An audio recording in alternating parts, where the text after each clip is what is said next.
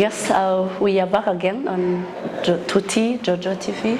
Ndacyari Joseline tumukunde nkuko mumaze kugenda mubimenyera. Gahunda yacu ni sport ndetse kandi ikaba na culture. Nta cyahindutse rero n'ubundi turongeye turagarutse ariko nkubwira ko nibwo bwa mbere no tuje mu ishusho ya sport tugiye kugenda tureba bimwe muri sport ibigezweho. Nago mu byo tuzabereka bigezweho ari imikino gusa, ntabwo ari byo tuzabereka ari bijyanye no mu kibuga gusa, ahubwo ni ibikorwa biri kumwe na sport nabyo tugomba kugenda tubigaruka. Muri aka kanya rero nkuko mubibona turi ku biro bya Rayon Sport, aho ikipe yimukiye hano Kicukiro, aho ahazwi nka Ziniya, niho turi muri aka kanya. Icyo tugiye kureba rero, icyo tugiye kuba tugarukaho cyangwa se turebaho ni igikorwa Rayon Sport gezeho uyu munsi cyo kuba igiye gucuruza umugati witwa Gikundiro Bread. Twari turi mu kiganiro n'itangazamakuru ndetse n'ubuyobozi bwa Rayon Sport ndetse kandi n'ubuyobozi bwa Women Bakery ariyo igiye kujya iproducinga uno mugati, ariko binyuze muri Rayon Sport ukabasha kuba wagera ku banyarwanda ndetse n'abakunzi ba Rayon Sport. Nago tuza kuvuga byinshi kubera ko byinshi muraza kubibona mu kiganiro n'itangazamakuru cyabayeho, aho bagiye babazwa ibibazo ndetse bakanabisubiza ndetse kandi bakagerageza no kudusobanurira uyu mugati uteye ute, ukozwe n'iki ndetse n'ibiciro nabyo turaza kugenda tugarukaho tubireba. Ariko tutagiye kure nakumenyesha ko n'umugati udahenze, n'umugati uryoshye, twamaze no kuwutestinga aho twe twamaze kuwuryaho, ariko nakubwira ko ufite amafaranga 1000 kugeza ku 2000 wabona umugati wifuza kandi umugati uryoshye. Ni Tuti Jojo TV rero yari hakubereye, irakugezeho byinshi bitandukanye mu kiganiro n'itangazamakuru byagiye bitambuka ndetse binagarukwaho, nkuko Uwayezu yabivuzeho, perezida wa Rayon Sport anavuga ati uri uyu mugati uraza kuba ufashije ikipe ya Rayon Sport, ariko by'umwihariko uraza kuba ufashije Umubyeyi kuko ni company y'abamama ikora uno mugati. Dufatanye rero dushyire hamwe turye uyu mugati, duteza imbere Rayon Sport, duteza imbere ababyeyi, ariko by'umwihariko imibiri yacu yubakika mu buryo bwiza kandi buryoshye. Hanyuma rero turakomeza n'ibindi umunsi ku wundi, ahantu hariho hose mwifuza tuzajya tuba duhari. Kora subscribe, ukore share ndetse ukore na comment. Ni Joseline tumukunde, gahunda yo ni Tuti Jojo TV. Ciao ciao.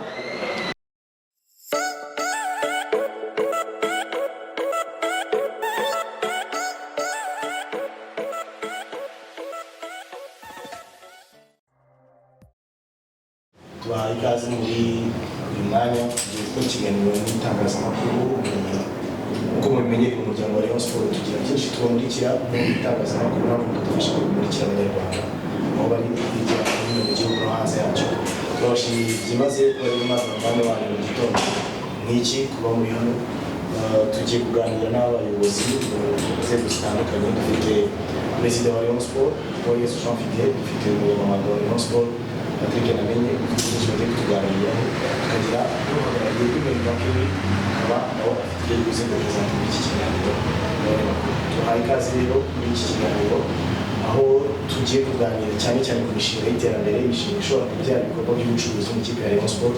Ni inshingano ndetse bikaba n'intego z'ubuyobozi bw'umuryango wa Rayon Sport uhagarariwe na Jean Fidel Uwayezu.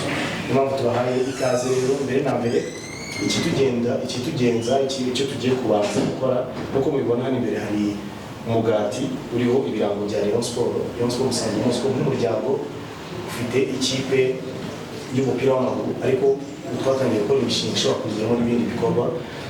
Habonetse rero umugati ni umwe mu mishinga y'ibanze twatangiriyeho. Mbere yuko tugira byinshi dukora mu gusobanura iby'uyu mushinga, ahazaza hawo, igitekerezo cyawo, na mbere yuko twakira ibibazo n'ibisubizo byanyu mwebwe mutanga ibibazo ndetse n'abapanelisite ibisubizo, tugiye kubanza gukora umuhango wo gusinya amasezerano hagati y'umuryango wa Rayon Sport na Women's Bakery. Women's Bakery ni ikigo, ni uruganda rutunganya imigati, ni production company yacu umugati ukaba umugati wa Rayon Sport, product ya Rayon Sport, ariko Women's Bakery izabidufasha mu kuwuproducinga, hanyuma twebwe tukawucuruza umushinga wacu bwite.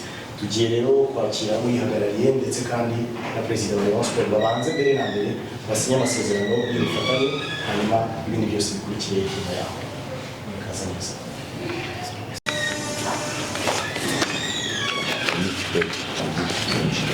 Which page? Okay.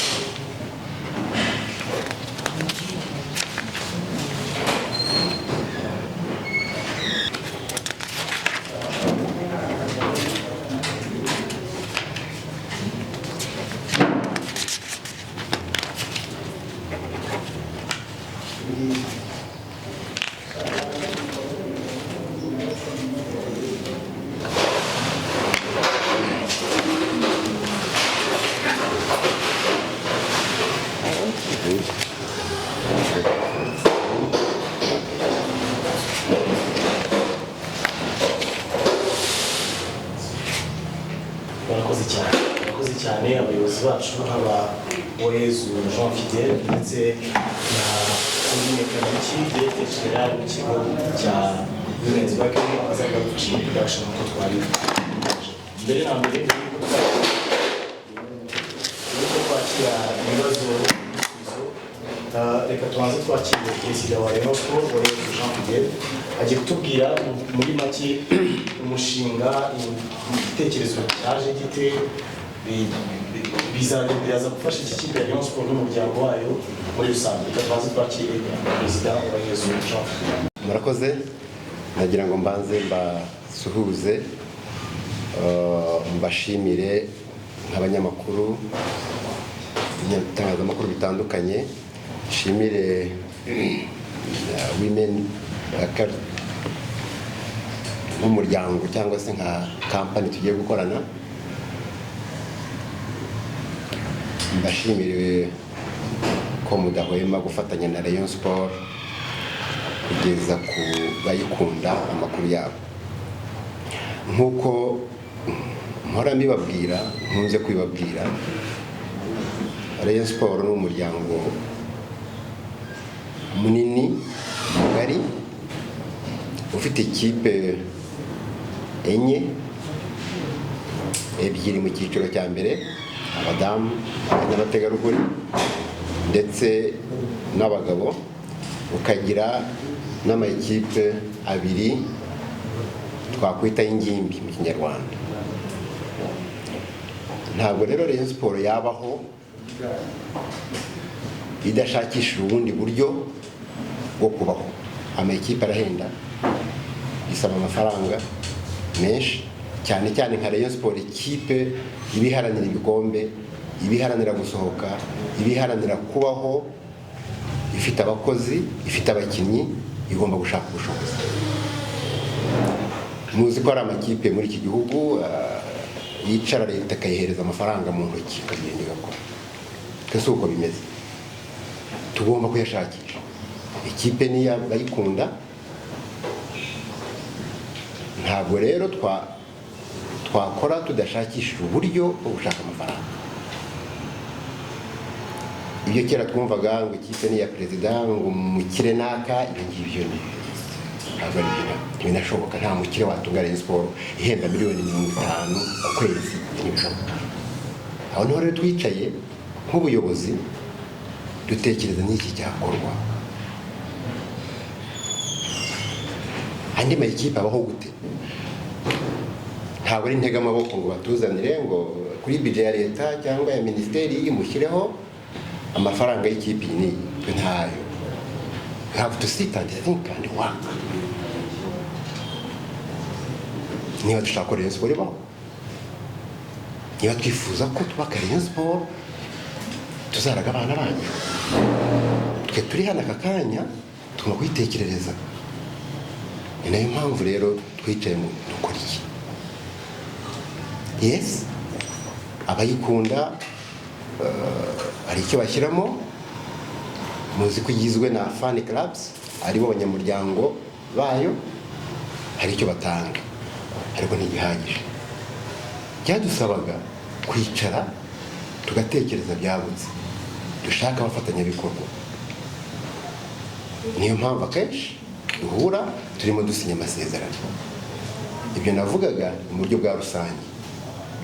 Ngeze rero mu buryo bw'umwihariko, twasinyanye n'umufatanyabikorwa dans le même cadre, muri the same spirit yo kugira ngo dushake uko Rayon Sport yakwitunga, uko yabona amafaranga, uko yabaho. Igitekerezo rero cyaje icyo nk'uko ibindi byaje, dushaka abafatanyabikorwa, abo twambara, abo twamamaza mu kibuga, abo twambara ku majezi n'abandi dukoranye mu buryo butandukanye. Tuza no kugera aho dutekereza indi projet, undi mushinga ugendanye n'umugati. Abanyarwanda benshi bose, hafi ya bose, barya umugati, abashobora kuwubona. Twegereye rero abafatanyabikorwa bacu mureba hano, turaganira, turabwira ngo dufite abantu benshi bakunda Rayon Sport, ndetse n'utayikunda kunda n'indi, icyo si ikibazo, ariko akunda umugati kandi arawurya. Rayon Sport ifite abayikunda benshi, irazwi, ni igikundiro. Reka dutekereze muri yo. Turicara rero, umushinga turawiga, turawunoza, dusanga tugomba twawushyira mu bikorwa. Naho twegereye rero umufatanyabikorwa, turumvikana ko Rayon Sport bisobanure siyo ikora umugati.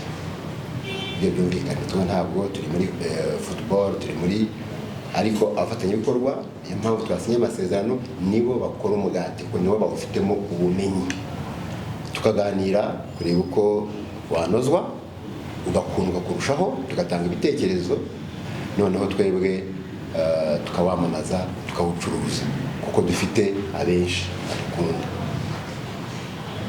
Muri make cyangwa muri menshi, kuko twaganiriye, turumvikana, dusinya amasezerano ku mugati uzajya ucuruzwa. Imigati ni amoko 7 kugeza ubu, amoko 7.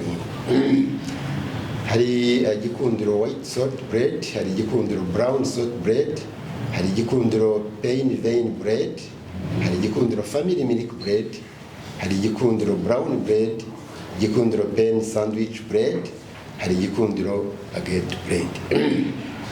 Ubwoko burindwi butandukanye nk'uza kubibona. Ubu rero twasinye amasezerano ejo mu gitondo. Ntihagire uzaba mu rugo adafashe umwe muri iyi migati tumaze kuvuga. Icyo ni kimwe, ubwo ni ugushaka ubushobozi. Ariko ikindi, umufatanyabikorwa ni kampani y'abamama, y'ababyeyi.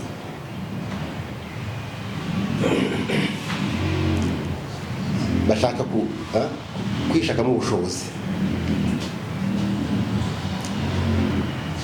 N'uwaba adakunda Rayon Sport, ariko akunda umubyeyi, kuko twarabyawe, yawugurira icyo, kugira ngo dufashe abo babyeyi, abo bamama kwishakamo ubushobozi bwo kubaho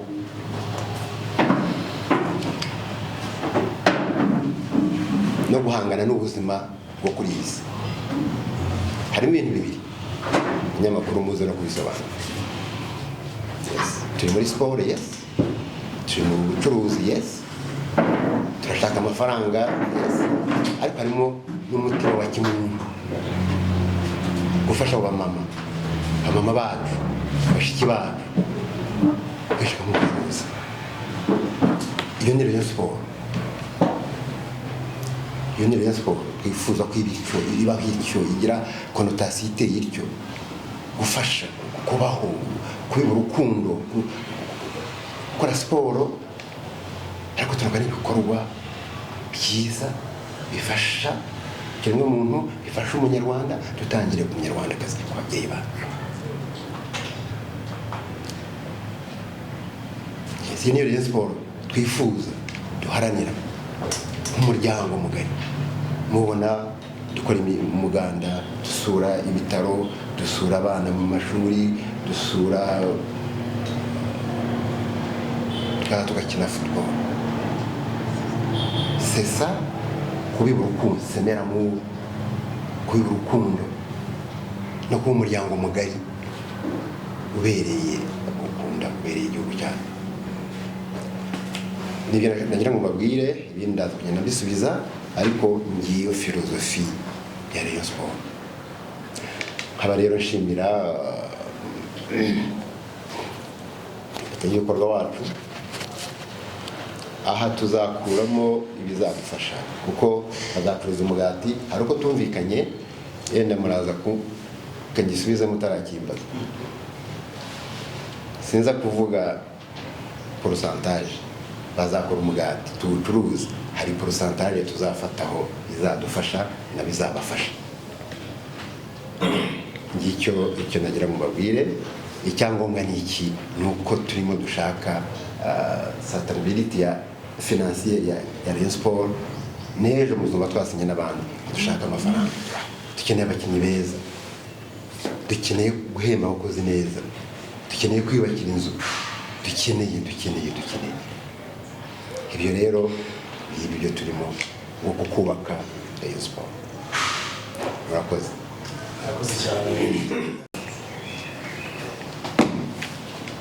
Good morning. Yes, it's rightly introduced. We are the Women's Bakery. We're a company registered with the RDB, a business with a social mission, which is women empowerment. Our goal is to empower women through development of skills and job employment at our bakeries. We are very excited and happy with this partnership. We believe it will help us in furthering our mission at the Women's Bakery. Yes, we have the capacity and the capability to produce as per the demands of what we expect from the Royal Sport funds. We've put measures in place to ensure that we have good quality bread, that is going to be competitive in the market. We've also ensured that we have measures in place to increase production as that's going to be expected from this partnership. Yes, what was it? That was it? Okay, thank you.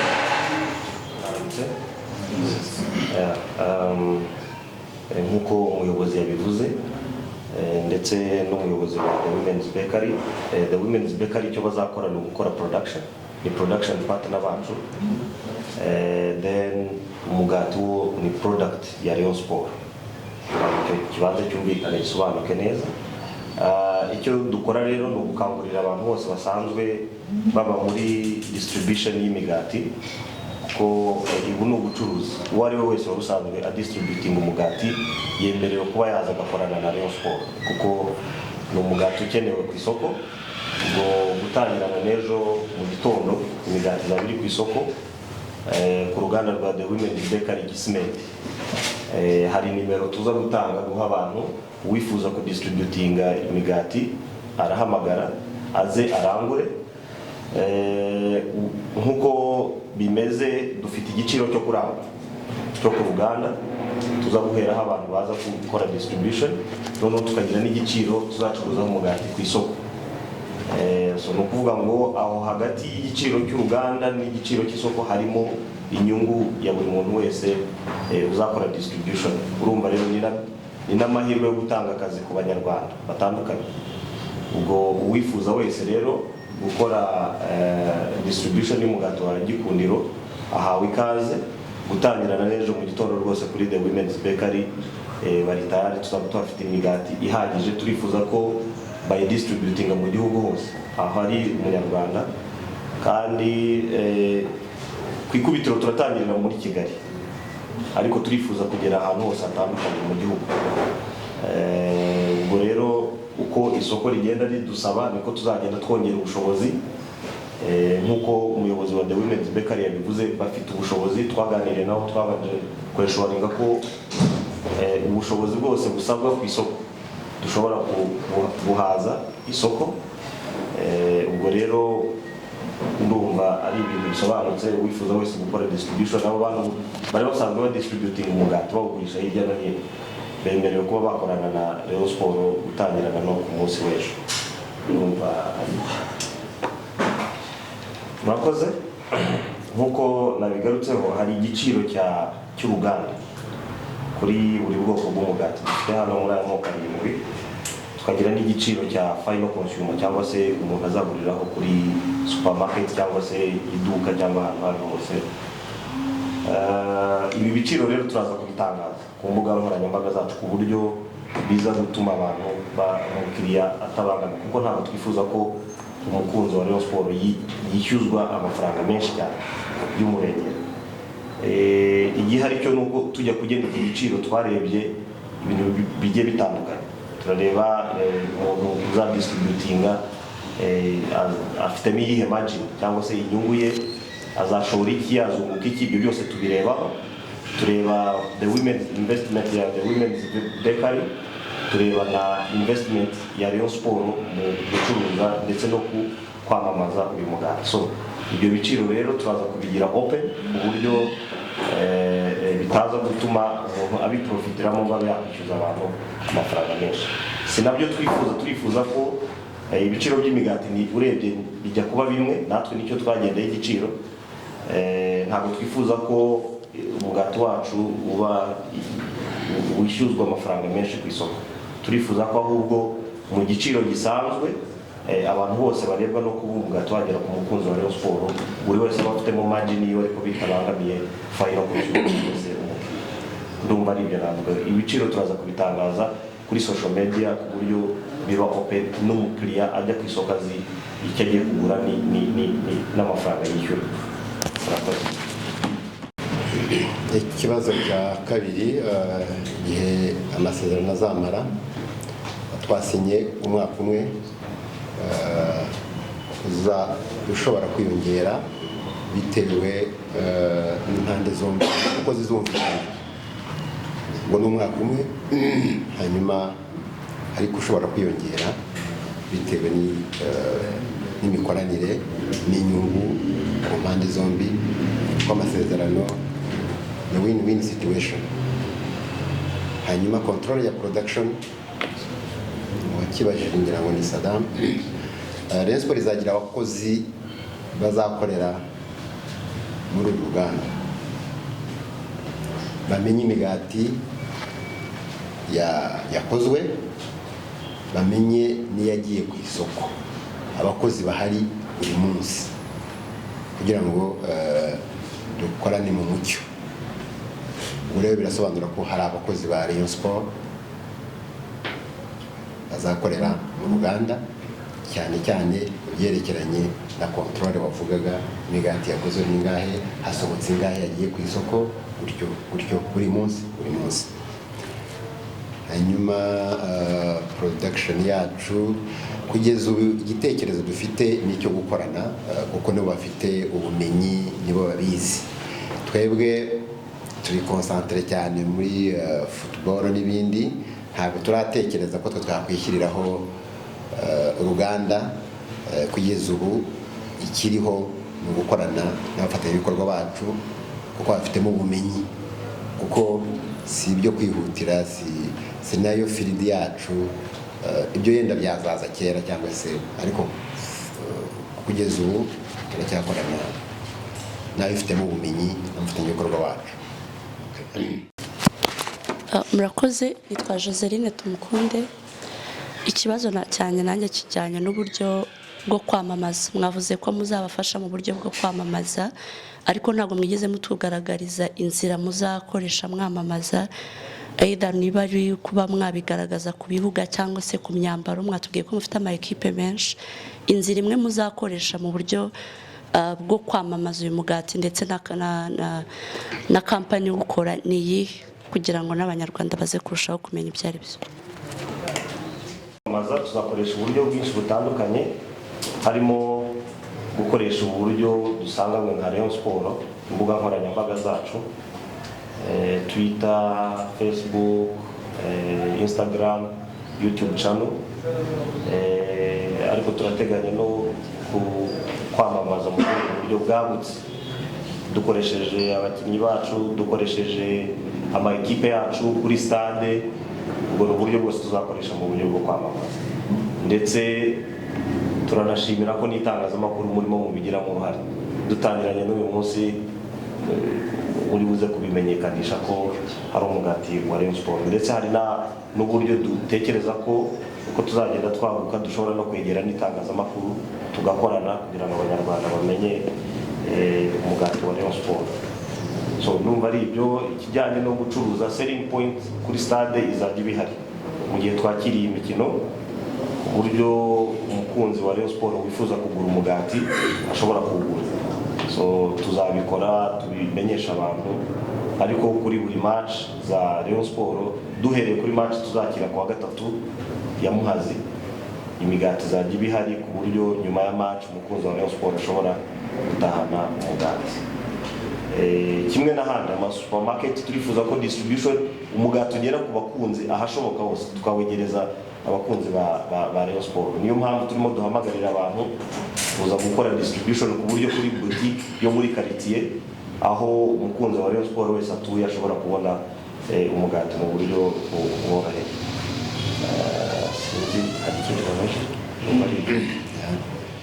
The other question goes to the okay. Let me emphasize on this. Icyo niki navuga ku byerekeye kuwucuruza, ntawe dutangiriye muri Kigali, ariko very soon cyangwa se mu gihe cya vuba tuzajya tugerageza kugera no mu gihugu ahandi, kuko abakunzi ba Rayon Sport aho bari ni henshi mu gihugu hose.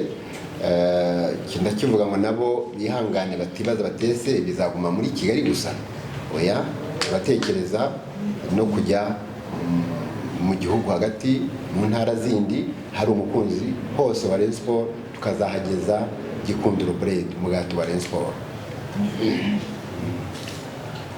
He was asking about the other products that can be made in the bakery.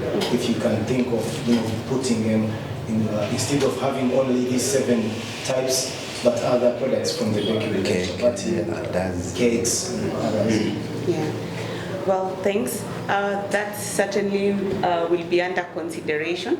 But to begin with, we'll start with this, see how the market receives, as we also prepare ourselves internally to extend the product range. But that's definitely an option. Okay, ngira ngo nkuko President yabivuze tujye gutangira na moko 7 ku isoko.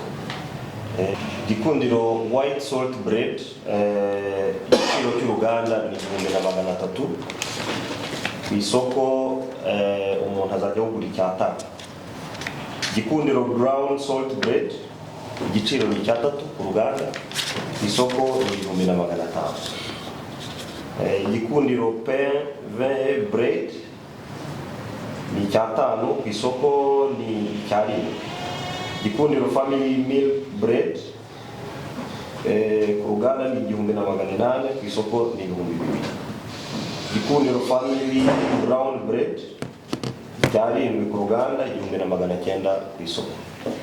Then Gikundiro sandwich bread, 2 1800.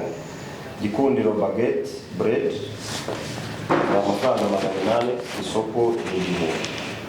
So urumva ko harimo ya margin y'umudistributor ku buryo ari business opportunity ku muntu wari wese ushobora gukora distribution y'umugati. Murakoze, reka mpite ngisubiza ngitangira nakubwiye cyangwa nabaganirije intego y'ubuyobozi bwa Rayon Sports. Iyo nisanzwe ni ikintu ko Rayon Sports ikeneye amafaranga, ikeneye ubushobozi bw'amafaranga kugira ngo ikomeze kubaho no gutera imbere no gukora ibyo abayikunda bashaka. Icyo ni principe ntabwo twagikuraho, nta kundi byagenda. Iyi ni inzira imwe mu zindi ziyifasha kugera ku ntego zayo, gushaka amafaranga. Tugize Imana uyu mushinga ugatera imbere ukaduha amafaranga, keretse umuntu waba afite ikindi kibazo cyo mu mutwe, ariko ukunda Rayon Sports ashaka no kuyubaka, ntabwo yavuga ngo iki kintu reka gisenyuke, ntabwo byashoboka. Urumva ni ukuvuga ngo ni imwe mu nzira, ahubwo bishobotse cyazamuka twakora n'ibindi bijya gusa nk'ibi biduha amafaranga. Rero urumva ko ubuyobozi nabwo burajwe inshinga no kubaka Rayon Sports. Uwatekereza ibitandukanye n'ibi yaba afite ikibazo hano. Ntabwo rero tugize Imana uyu mushinga ukagirira akamaro abo babyeyi, iyi kampani, ukagirira akamaro Rayon Sports, byaba ari byiza cyane. Ntabwo yasubira inyuma, ahubwo byarushaho kujya imbere kuko byaba bidufasha kubaka, bifasha Rayon Sports, bifasha women bakari mu bikorwa byayo. Icyo rero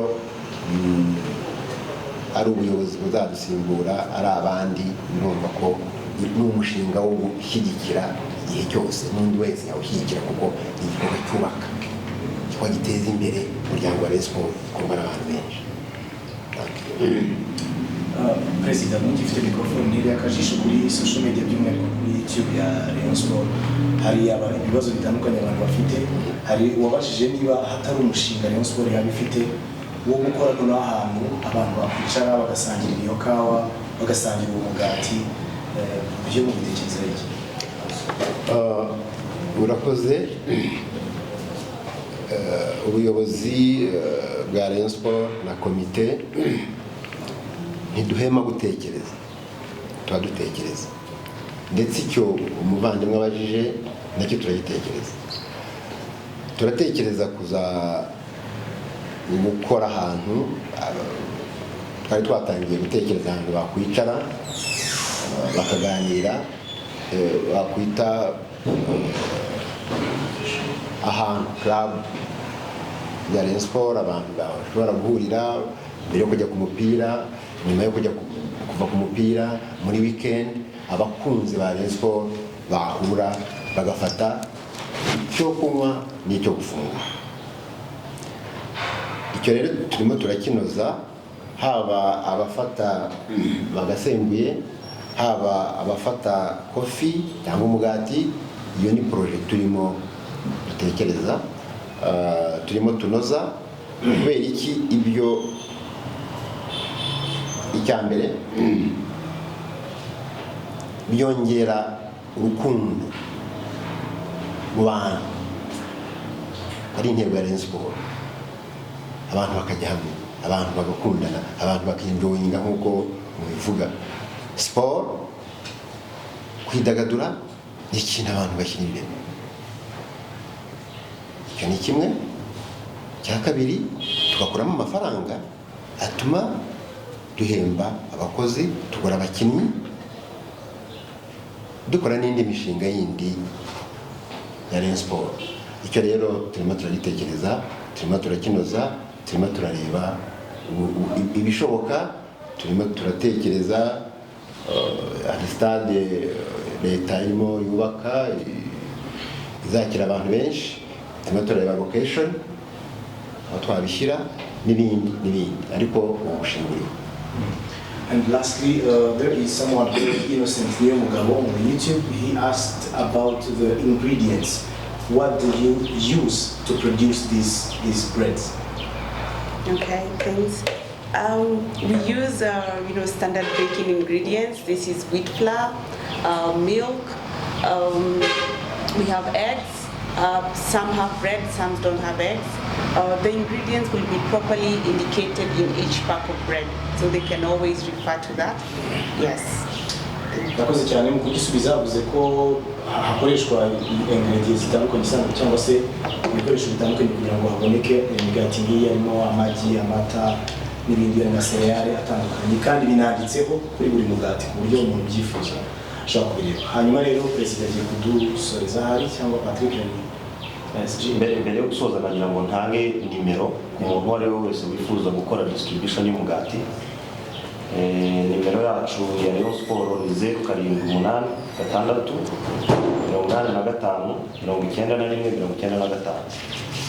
0786 85 91 95. Ikindi nagira ngo nsorezo nuko kuri kalite cyangwa se quality y'umugati kugira ngo ni ikintu abantu batagomba kugiraho doubt kubera ko twagiye dukora test mbere yuko tugera kuri final kwemeranya ku migati tugomba gukora, ndetse tugenda tunayitestinga tuyiha abakunzi batandukanye natwe ubwacu n'abandi bantu batandukanye. Dukora test ku buryo twizeye ko kalite y'umugati ugiye kujya ku isoko uri competitive ku isoko. Nizeza abakunzi ba Rayon Sport ko bagiye kurya umugati mwiza uryoshye ugereranyije n'indi migati iri ku isoko. So Gikundiro bread iraryoshye, ni umugati buri muntu wese yakwifuza kurya, yakwifuza ko famille, abana bose bajya kuri uyu mugati kandi bakaryoherwa. So ubwo nizere ko abakunzi ba Rayon Sport rero baza gutangira kuryoherwa n'umugati wa Gikundiro. Usibye n'ibyo kandi nk'uko nari nabivuze ni business opportunity, turanagira n'uruhare mu gutanga akazi. Abantu baza gukora distribution nk'uko perezida yabivuze, hari abo twahaye akazi already bamaze gutangira bari kuri the women's bakery. Ku buryo kugura uyu mugati ni ukufashije abantu bagiye batandukanye, yaba bahawe akazi, yaba gufasha mu kwagura kugera ku ntego za the women's bakery zo gufasha abadamu n'abagore benshi, ndetse no kuba wafasha ekipe yawe cyangwa se no guteza imbere siporo muri rusange. Ikindi nasorezaho nuko abifuza gukora distribution, the women's bakery iba cyangwa se ikorera ku gisimenti hafi na banki ya banki ni Zigama CSS. Hafi aho niho bakorera, ku buryo ni ahantu hazwi. Uhamagaye iyi nimero twamuyobora, ndetse no ku mugati kuri package y'umugati hariho nimero ushobora gukoresha ku buryo kuhagera bikorohera. Murakoze cyane. Reka twakire ikibazo cya nyuma mbere yuko perezida dusoreza press conference. Thank you. I'm called Fortinho from Isura TV. My question goes to the director of Women's Bakery. Of course, you are going to face some huge demand of consumers of this bread, because Rayon Sports have so many supporters. How ready you are to fight against the piracy? Some sellers can produce the bread in the name of women bakery in provinces and anywhere else. How ready are you going to fight against the piracy of this bread, of course, in the name of your company? Thank you. Okay, thank you for that question. The Women Bakery is legally registered with the RDB. And we, number one, we are ready to deal with the demand from the Rayon Sport funds in terms of, we have 3 bakeries, and we are out of 2 of these 3 bakeries, we are ready to do our production there. We're also ready to, as the demand increases, to be able to increase our production capacities So we are ready to walk the journey with Rayon Sport as the demand increases. In regards to the piracy, as you've seen on our bread, our logo is on the bread, the women's bakery, and we also have lawyers on standby because it is illegal to do, to pirate under our brand. So that's something that we'll be on the lookout for, should it happen.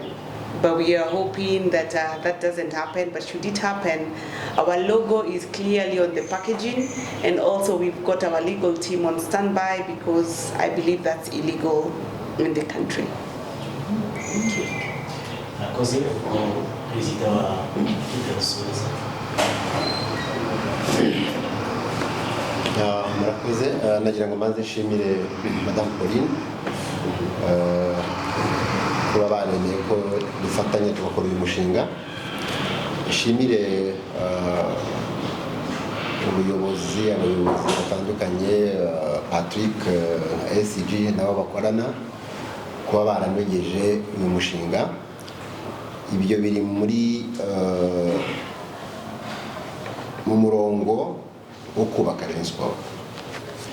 Rayon Sport ni umuryango wita kuri football cyangwa sport muri rusange ukundwa n'abantu benshi. Tugomba gukorera abo bantu, tugomba kubakorera, niba twariyemeje kubakorera. Ntabwo twaje muri Rayon Sport ngo tuje kubetinga cyangwa gukora, twaje gukorera abantu. Rayon Sport ikundwa n'abantu, murabizi bisaba amafaranga menshi. Niba tujya gukina Libya tugatanga miliyoni 78, utaza aho uri gukura ako kanya, tugomba kwicara tugatekereza, tugashaka ubwo bushobozi. Rero ndabashimira kwitanga kwabo, gukorera abandi bantu mu buzima, hariho de sacrifice, gukorera abantu. Ndashimira abanyamakuru, kera ntaraba perezida cyangwa maze kuba wowe wasangaga bahanganye Rayon Sport, abanyamakuru batukana bicika, badutuka twiti batanakuzi ariko hari imikorere myiza. We have to be professional. Uko no kubaka igihugu, kubaka igihugu cyubaka mu nzira yawe, ndimo ndacyubaka mu nzira yanjye, n'ucuruza inyanya ndimo ndacyubaka mu nzira ye. Tugomba gukora uburyo bwiza, kureka gufata amasahane uri gutuka umuntu, umwana, ntabwo twubaka ibintu nk'ibi ngibi. Dukorera abantu, nicyo twahamagariwe kuri iyi si. Ntabwo Imana izakubaza icyo abantu bakumariye cyangwa isi yakumariye, izakubaza wowe icyo wamariye abantu. Niba uri tayari kwibwira ngo naratukanye, narishe, nagize nte,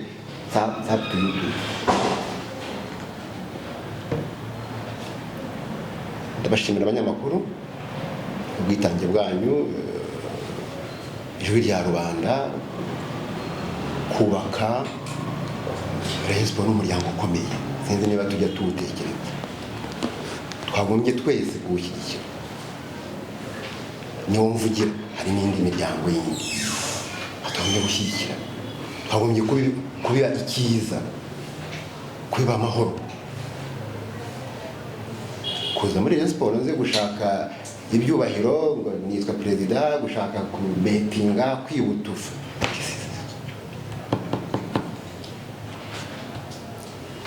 Ndashimira abakunzi ba Rayon Sport bose aho bari, inkunga badutera kugira ngo turusheho gusoza inshingano baduhaye, kuzinoza, kugira ngo abantu bishime, kugira ngo tugire kipe zikomeye ziserukira igihugu, zikina zigatsinda, zituma abantu bishima, zihesha ishema igihugu, zihesha ishema uzikunda. Urwo rugamba turimo. Ndabashimira rero namwe kuba mubidufashamo. Ndasaba abakunzi bayo ndetse n'abatari abakunzi ba Rayon Sport. Ni uburenganzira bwabo, ibyo si ikibazo. Ariko niba ari umugati akawubonamo umugati, azatekereza ibintu bibiri. Ukunda Rayon Sport azavuga ko arimo afasha Rayon Sport kugera ku nshingano zayo, anibuke ko arimo afasha umubyeyi. Twavuga ko iyi kampani igizwe n'ababyeyi. Hari udakunda Rayon Sport nka ikipe akunda iyindi, ni uburenganzira bwe. Ariko azibuke noneho ya ngingo ya kabiri ko arimo afasha ababyeyi. Kuko twese gatwarabyara, ntawe udakunda umubyeyi.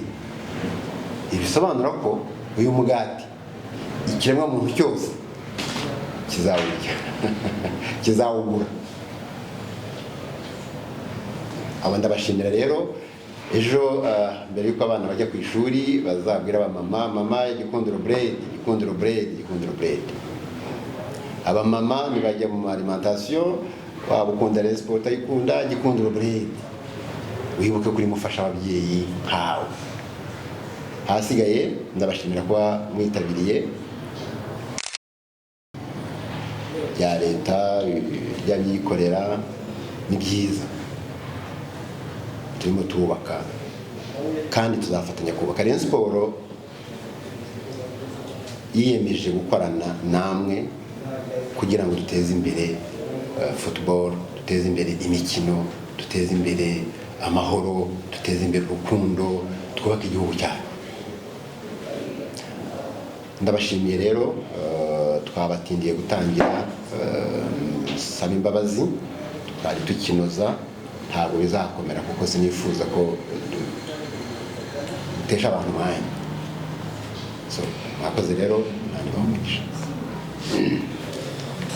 cyane badufasha kugira ngo abanyamakuru tugendere. Mwakoze cyane abanyamakuru namwe bitabiriye iki kiganiro bijyanye n'uko turi mu masaha ya breakfast. Umugati muze tuwusangire mu kanya gatoya mu gihe twese.